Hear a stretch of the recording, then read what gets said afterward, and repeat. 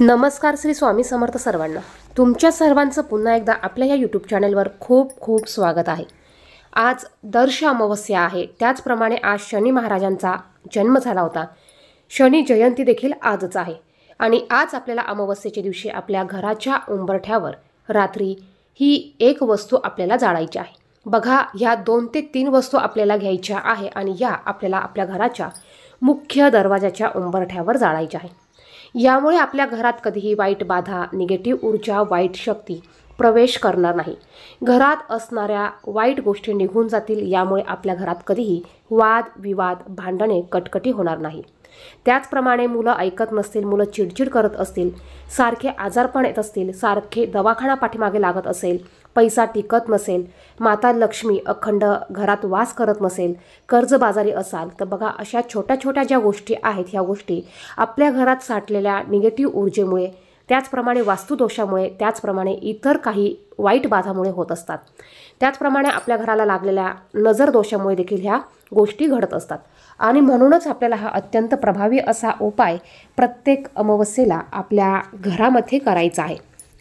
हा उपाय करण्यासाठी तुम्हाला एक मातीची पंती घ्यायची आहे। मातीची पंती नसेल तर तुम्ही कापूरदाणी घेऊ शकतात किंवा मग तुम्ही प्रत्येक वेळेला ज्यामध्ये हा उपाय करत असाल ते भांडं तुम्हाला घ्यायचं आहे।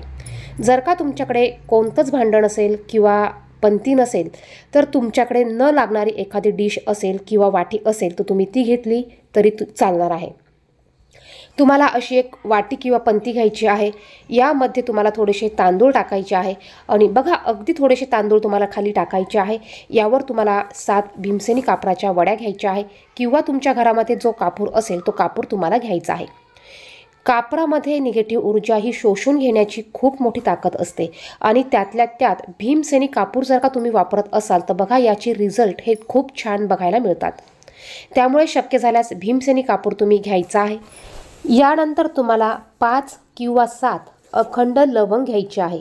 त्यात थोडीशी पिवळी मोहरी तुम्हाला टाकायची आहे आणि या सर्व वस्तू तुम्हाला या भांड्यामध्ये घ्यायच्या आहे। त्यानंतर हे भांडं तुम्ही तुमच्या देवघरामध्ये ठेवून प्रज्वलित करू शकतात किंवा तुम्ही तुमच्या हॉलमध्ये जरी हे भांडं ठेवलं तरी चालणार आहे। तुम्हाला बसायला आसन घ्यायचं आहे। त्यानंतर या वस्तू तुम्हाला प्रज्वलित करायच्या आहे। यानंतर ह्या सर्व वस्तू तुम्हाला किंवा या वस्तूंचा धूर तुम्हाला तुमच्या घरामध्ये सर्वत्र तुम्हाला पसरवायचा आहे। या सर्व वस्तू तुम्हाला बाथरूम आणि टॉयलेट सोडून तुमच्या घरात जेवढे रूम असतील, किचन असेल, हॉल असेल, बाल्कनी असेल, सर्व ठिकाणाहून तुम्हाला फिरवत आणायचे आहे। त्यानंतर तुम्हाला हॉलमध्ये यायचं आहे। हॉलमध्ये देखील तुम्हाला ह्या वस्तू सर्व बाजूने फिरवायच्या आहे आणि यानंतर तुम्हाला ह्या सर्व वस्तू तुमच्या घराच्या बाहेर आणायच्या आहे। घराच्या बाहेर तुम्ही उंबरठ्याच्या बाहेर तुम्हाला ह्या वस्तू ठेवायच्या आहे। हे करत असताना तुम्हाला लक्ष्मी मातेला, त्याचप्रमाणे स्वामी समर्थांना प्रार्थना करायची आहे। तुमच्या घरामध्ये असलेली सर्व वाईट बाधा, निगेटिव्ह ऊर्जा, नकारात्मक ऊर्जा, वास्तुदोष जेही काही असेल ते दोष सर्व काही या वस्तूंमध्ये जळून खाक होऊ दे, अशी तुम्हाला प्रार्थना करायची आहे। लक्ष्मी मातेला तुम्हाला विनंती करायची आहे आणि ह्या वस्तू तुम्हाला घराच्या बाहेर आणून ठेवायच्या आहे। बाहेर या वस्तू तुम्हाला संपूर्ण प्रज्वलित होऊ द्यायच्या आहे आणि यानंतर ह्या वस्तू प्रज्वलित होऊन विझल्यानंतर तुम्हाला ह्या राहिलेली राख, या वस्तूंची राख तुम्हाला निर्मल्यात टाकायची आहे किंवा एखाद्या मोठ्या झाडाखाली तुम्ही ही राख टाकू शकतात। बघा, यामुळे तुमच्या घरात जेवढीही निगेटिव्ह ऊर्जा साठलेली असेल ती निघून जाणार आहे।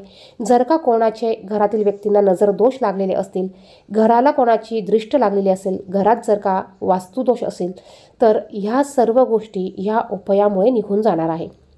प्रत्येक वेळेस आपल्या घराला नजर दोष लागत असते, वास्तू दोष लागत असतात।